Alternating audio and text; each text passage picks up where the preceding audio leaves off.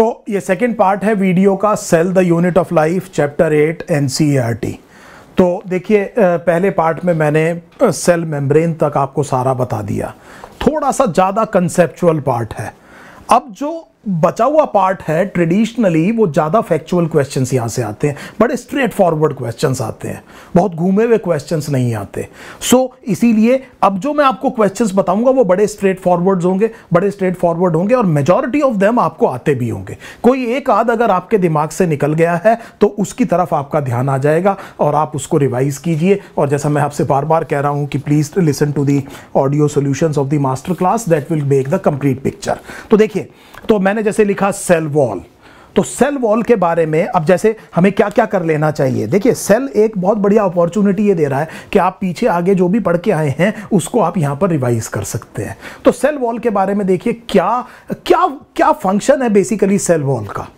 से for example bacterial cell में cell wall का बेसिक फंक्शन है क्या। तो कहीं आप कुछ और तो नहीं सोच रहे। अगर मैं आपको यह बताऊं कि it helps the cell to survive in a hypotonic environment, क्या आप इस क्वेश्चन तक पहुंच पाए थे कि ये जो सेल वॉल है सेल को हाइपोटोनिक एनवायरनमेंट में बचने में मदद करती है। ये मैं आपको बेसिक चीजें बता रहा हूं। तो अगर आप भी यहीं तक पहुंच पाए थे then it is very very good.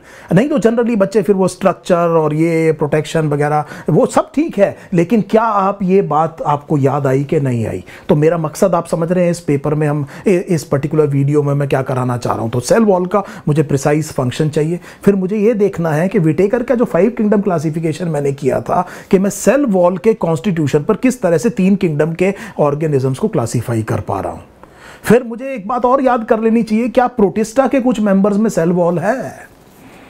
तो ये सब चीजें मेरी क्विक रिवीजन होगी। फिर जब मैं प्लांट की सेल के पे आऊंगा तो यहां पर प्लांट किंगडम में एल्गल सेल वॉल किस चीज की बनी है, याद कीजिए। एल्गल सेल वॉल का कॉन्स्टिट्यूएंट क्या है, और ये बात जरूर मुझे पता होनी चाहिए कि देखिए जैसे फॉर एग्जांपल ये गैलेक्टेंस क्या चीज है, ये मैनन्स कहते किसे हैं। कहीं ऐसा तो नहीं कि मैंने गैलेक्टन्स और मैनन्स सीधा रटा हुआ है और किसी दिन मान लीजिए एग्जामिनर ने पूछ ही लिया कि गैलेक्टन्स और मैनन्स हैं क्या, तो he will be well with in his right. Normally इस तरह का क्वेश्चन आता नहीं, पर आप जिंदगी में जो अपना सबसे इंपॉर्टेंट एग्जाम दे रहे हैं, would you like to take chances. कम से कम एनसीईआरटी की इन टर्म्स का मतलब तो समझेंगे कि है क्या। हाँ मैं भी एग्री करता हूं कि मोस्ट लाइकली यही आएगा कि गैलेक्टन्स और मैनन्स क्या है, लेकिन what is the loss in understanding what exactly this galactan and mannan mean, ये है क्या इसका मतलब। तो ठीक है, अब मुझे उम्मीद है ये जो टर्म्स हैं इनका इन्हीं को हमने एक्सप्लेन करना है और हमारी एनसीईआरटी क्या होती जा रही है, कंप्लीट होती जा रही है। मैं खुद आपसे नहीं कह रहा हूं कि आप बाहर से कोई चीज़ कीजिए, बस केवल आप इसी चीज़ को काम करते रहिए। मेरे को उम्मीद है ये मेरी जो बात है आपकी समझ में आई होगी। अब आप देखिए उसके बाद में प्लांट सेल किसकी बनी है। फिर मुझे पता होना चाहिए ये सेलुलोस और हेमी सेलुलोस में क्या अंतर है। What exactly is the difference between cellulose and hemicellulose?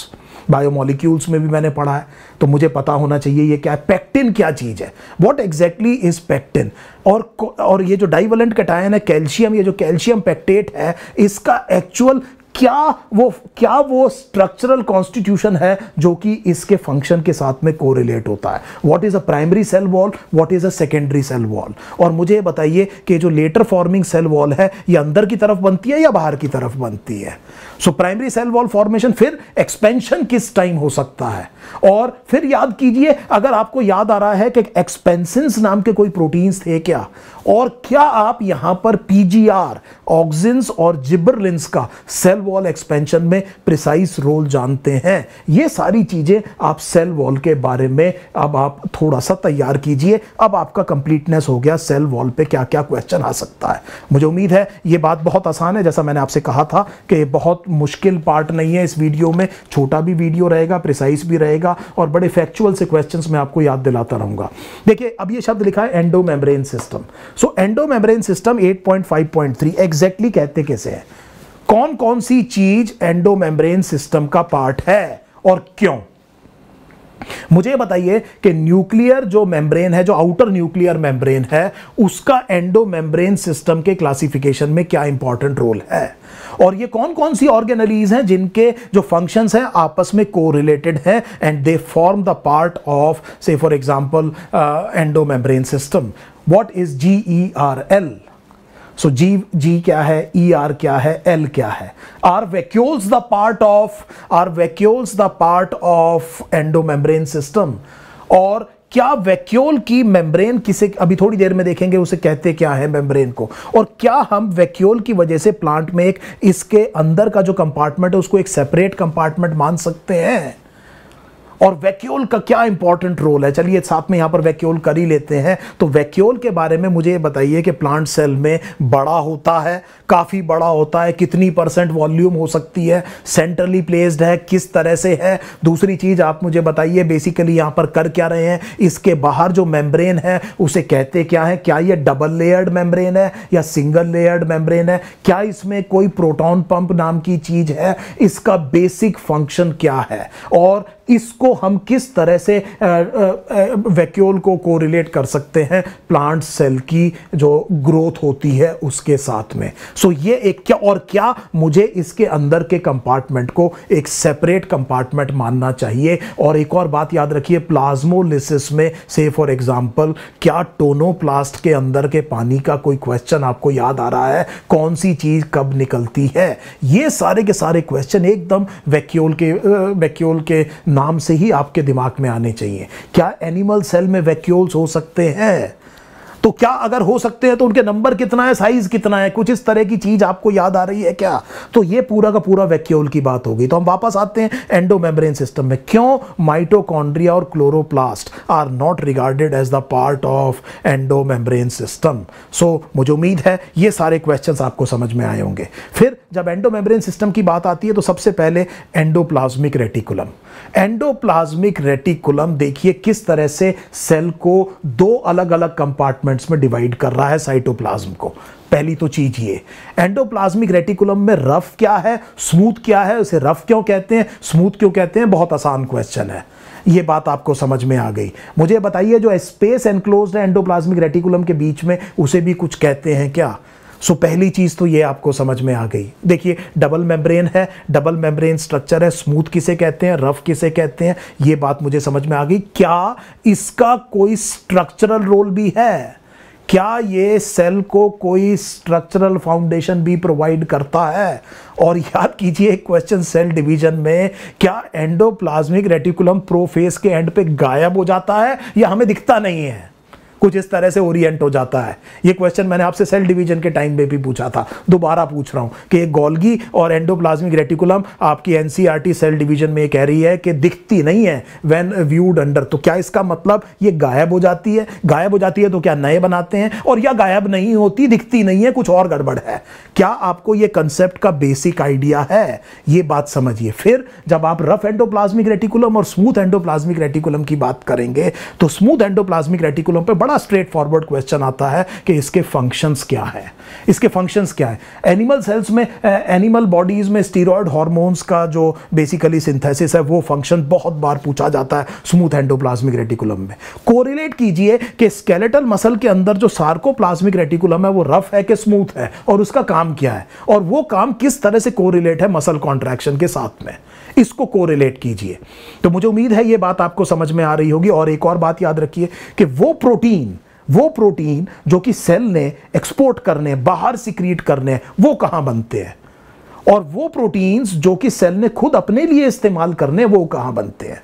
तो बनेंगे तो राइबोसोम पर, हम बात समझ पा रहे हैं, लेकिन ये राइबोसोम कहां पर है? और मुझे ये पता करना है कि जो प्रोटीन सेल सिक्रीट कर रहा है वो कहां बन रहे हैं, जो प्रोटीन्स सेल खुद अपने लिए बना रहा है वो कहां बन रहे हैं। सो ये सारी की सारी चीजें, जैसे फॉर एग्जांपल एंडोप्लाज्मिक रेटिकुलम, ये डायग्राम देखिए, और इस डायग्राम में आप देखिए continuity, this would be the nucleus, try to understand understand the intermembrane space of the nucleus, what it is continuous with। ये बहुत इंपॉर्टेंट है और ये मैंने आपसे कहा कि ये किस तरह के दो कंपार्टमेंट्स बना सकते हैं, rough endoplasmic, smooth endoplasmic reticulum के फंक्शंस क्या है।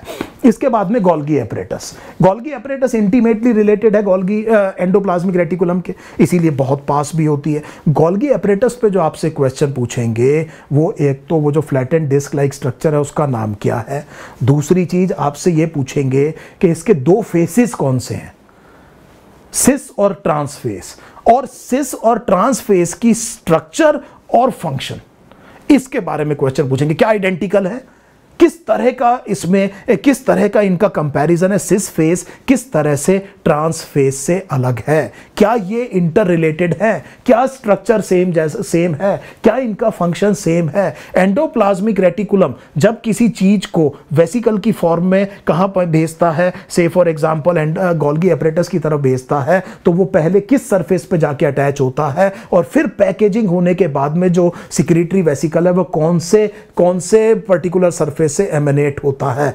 लाइसोसोम पिंच ऑफ होते हैं क्या, सिक्रीटरी वेसिकल्स जो पिंच ऑफ होते हैं उनमें क्या फंक्शन है। और एक और क्वेश्चन जो पूछा जा सकता है कि जनरली हम ये कहते हैं कि गोल्गी एपरेटस को पोस्ट ऑफिस जैसा मानना चाहिए सेल का, ऐसा क्यों कहा जाता है। और इसके अलावा एक और क्वेश्चन जो बच्चे मिस कर जाते हैं कई बारी कि गोल्गी एपरेटस का पैकेजिंग के अलावा भी कोई फंक्शन है क्या, या खाली पैकेजिंग ही पैकेजिंग फंक्शन है।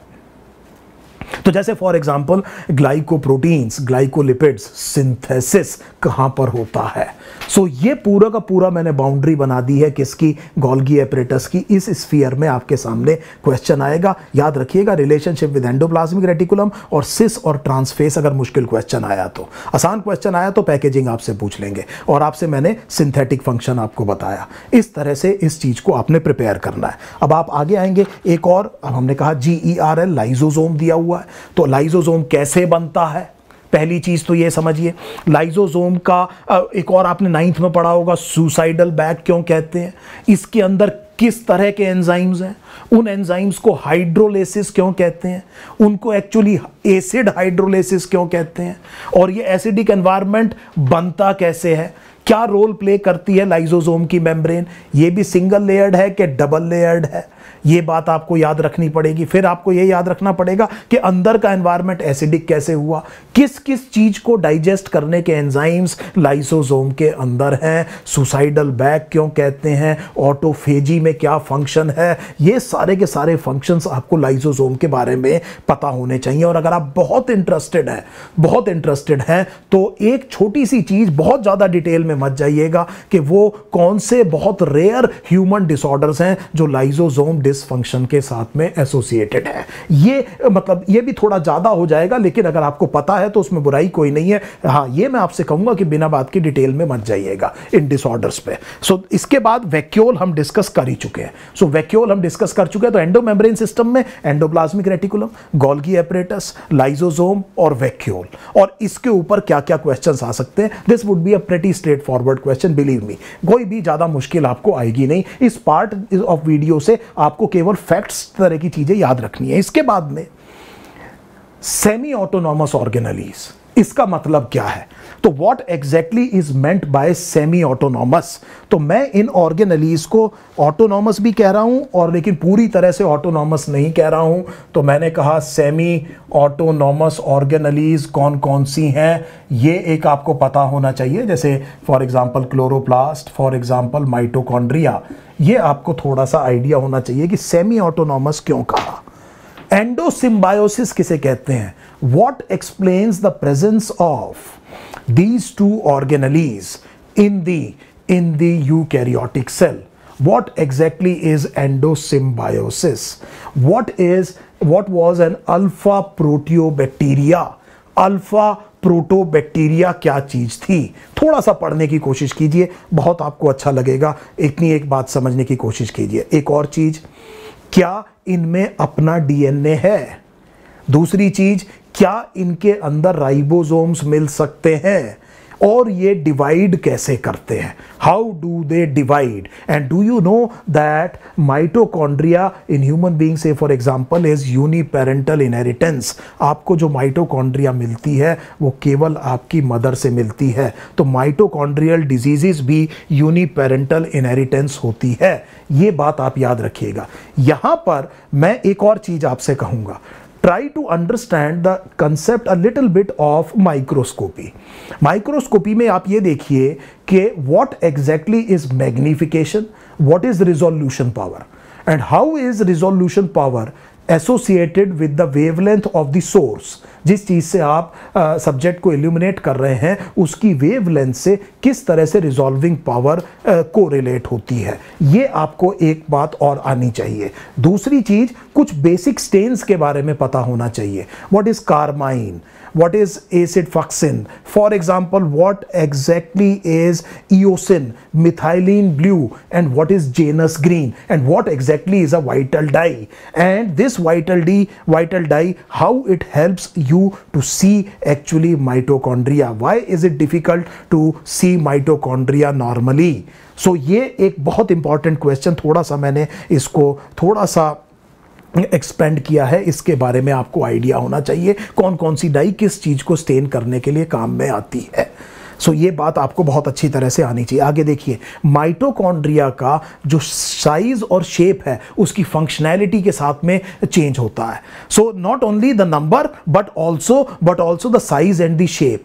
तो मुझे ये पता होना चाहिए कि किस तरह की कंडीशंस में क्या शेप होगी, लेंथन हो जाती है क्या, इलोंगेट हो जाती है क्या, किस तरह की माइटोकॉन्ड्रिया आपको तब दिखाई देगी। से फॉर एग्जांपल सेल अगर कम मेटाबॉलिकली एक्टिव है और सेल ज्यादा मेटाबॉलिकली एक्टिव है, ये क्वेश्चन मुझे पता होना चाहिए। ऑब्वियसली एक बड़ा स्टैंडर्ड क्वेश्चन है कि इलेक्ट्रॉन ट्रांसपोर्ट सिस्टम कहां लोकेटेड है, इलेक्ट्रॉन ट्रांसपोर्ट सिस्टम कहां लोकेटेड है माइटोकॉन्ड्रिया में, ये बहुत ही कॉमन क्वेश्चन है। और माइटोकॉन्ड्रियल मैट्रिक्स में क्या हो रहा है, what happens in the mitochondrial matrix, what happens in the inner mitochondrial membrane। Cell respiration में आप काफी डिटेल में पढ़ चुके हैं, यहां पर आपने रिवाइज करना है।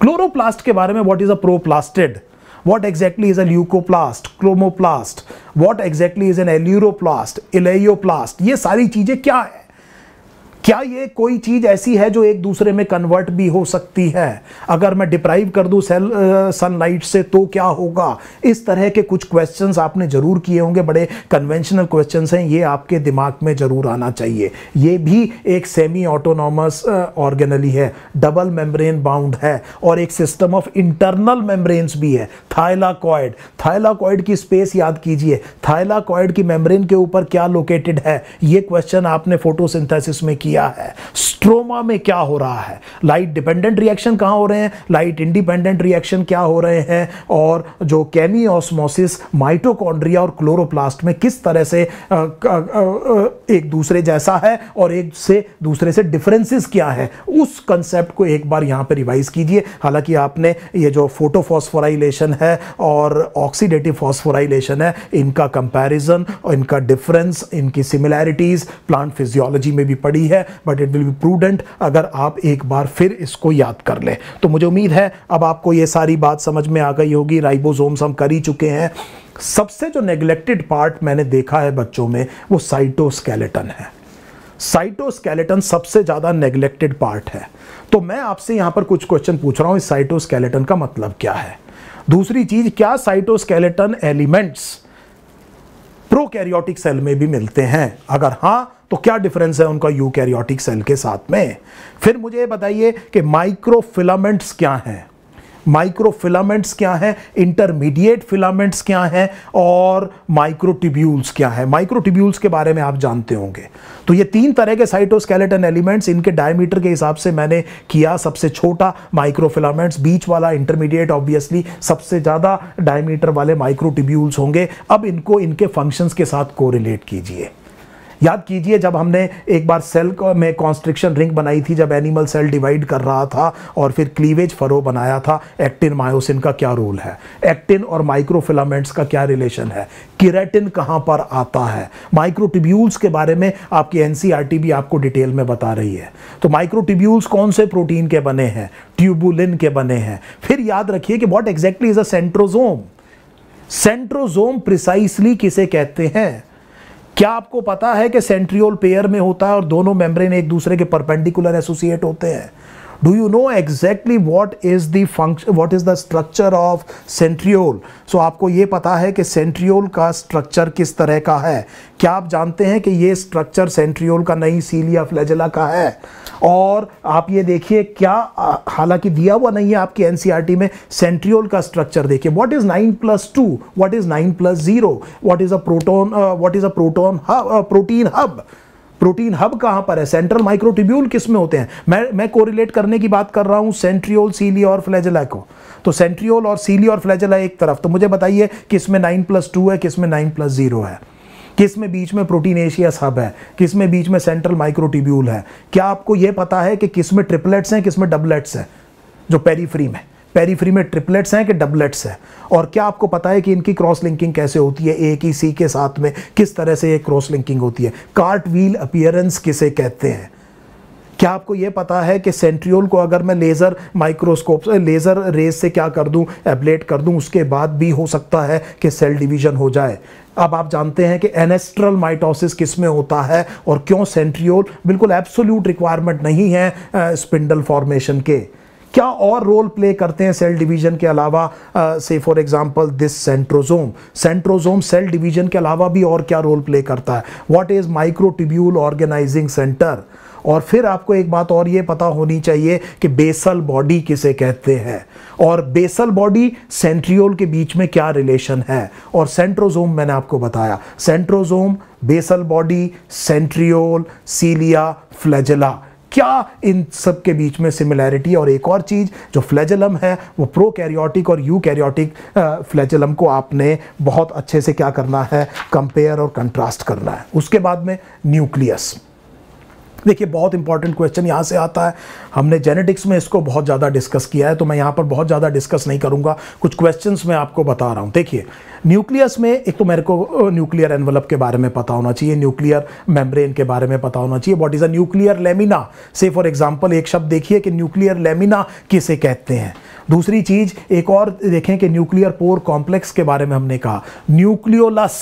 न्यूक्लियोलस के बारे में पढ़िए. क्या न्यूक्लियोलस एक से ज़्यादा हो सकते हैं एक न्यूक्लियस के अंदर? क्या इसके चारों तरफ मेम्ब्रेन है कि नहीं है? ये सारी चीज़ें देखिए. वो कौन सी चीज़ है जो न्यूक्लियस से ट्रांसपोर्ट होकर साइटोप्लाज्म में नॉर्मली आएगी यूकैरियोटिक सेल में, और साइटोप्लाज्म से ट्रांसपोर्ट होकर के कहाँ जा सकती है, न्यूक्लियोप्लाज्म में? क्या ये ट्रांसपोर्ट आपको थोड़ा सा क्लियर आइडिया है कि कौन सी चीज़ कहाँ से कहाँ मूव करेगी? ये एक चीज़ आपको पता होनी चाहिए. And then obviously chromatin precisely पता होना चाहिए. क्रोमैटिन किसे कहते हैं? What is the difference between chromatin and chromosome? What exactly is a chromatid? So ये तीन चीजें, इनके क्या रिलेशन है? क्रोमैटिन अगर मैं कह रहा हूं, क्रोमोसोम मैं कह रहा हूं और क्रोमैटिड मैं कह रहा हूं, तो इसका क्या मतलब है? आप बताइए. What are sister chromatids, what are non sister chromatids, what are homologous chromosome, what are heterologous chromosomes? ये सारे की सारी जो टर्म्स मैं बोलता जा रहा हूं, अब आप देखिए इसको कैजुअली मत लीजिए, आपको प्रिसाइसली पता है कि नहीं पता है. And then the classification of the chromosome based on the position of the centromere. And please try to understand the difference between acrocentric and telocentric. एक नियर द एंड है, एक एट द एंड है. इस चीज को याद रखिएगा. फिर आपने क्रोमोसोम के बारे में बहुत कुछ सेल साइकिल, सेल डिवीजन में पढ़ा है, और फिर उसके बाद में मॉलिक्यूलर जेनेटिक्स में पढ़ा है. तो ये ज़्यादातर चीज़ें यहाँ पर जो मॉलिक्यूलर बायोलॉजी में आपने बहुत चीज़ पढ़ी है, लेकिन ये जो कुछ प्रिलिमिनरी चीज़ें हैं ये आपको इसी चैप्टर में तैयार करनी है. सो मुझे उम्मीद है कि इस चैप्टर में क्या क्या क्वेश्चंस आ सकते हैं उनका मैंने आपको एक खाका खींच दिया है, एक स्केलेटन बना दिया है. आप इन क्वेश्चंस का खूब आंसर देंगे, और जैसा मैंने आपसे कहा खूब प्रैक्टिस कीजिए. प्रैक्टिस बहुत ही काम की चीज़ है, और आप नहीं चाहेंगे कि कुछ इस तरह के क्वेश्चंस जो आपको बहुत आसानी से आते हैं वो एग्ज़ाम में ख़त्म हो जाएं, तो ख़राब हो जाएं या गलत हो जाएं, क्योंकि बहुत नुकसान होता है इस तरह के क्वेश्चन गलत होने से जो आता है. याद रखिएगा, एंट्रेंस में बच्चों के बारे में, बच्चों का परसेप्शन ये हो सकता है कि बहुत मुश्किल क्वेश्चंस आते हैं, और अगर आप वो नहीं कर पा रहे हैं तो आपका सिलेक्शन नहीं होगा. देखिए, बिलीव करिए मेरे को, मैं आपसे कह रहा हूं कि अच्छे बच्चे का अगर सिलेक्शन नहीं हो रहा है तो उसकी वजह यह है कि जो बहुत आसान क्वेश्चन उसको आते थे वो प्रेशर में गलत कराया. ये देखिए कि क्वेश्चन वो नहीं मिलेंगे आपको बहुत ज़्यादा जो आपको आते नहीं होंगे। गड़बड़ वहाँ होगी कि क्वेश्चन बहुत आसान थे और आप पता नहीं क्या बेवकूफ़ी की अनफोर्स्ड एरर कराए, इस वजह से सिलेक्शन रुकता है। और इसीलिए मैं आपसे कह रहा हूँ कि ये जो पर्टिकुलर जो सीरीज़ हमने निकाली है, इसका इंपॉर्टेंस है कि एक बार फिर आपको आता है, हम जानते हैं, फिर भी आपका ध्यान दिला रहे हैं कि ये सारे क्वेश्चन तैयार हैं ना, क्योंकि वॉर में जाने से पहले मैं एक बार अपना पूरे अस्त्र शस्त्र की जांच कर लूंगा कि whether I am ready to face the war और नॉट। तो देखिए, I hope this was useful for you and we will continue with the other chapters as well. Thank you so much.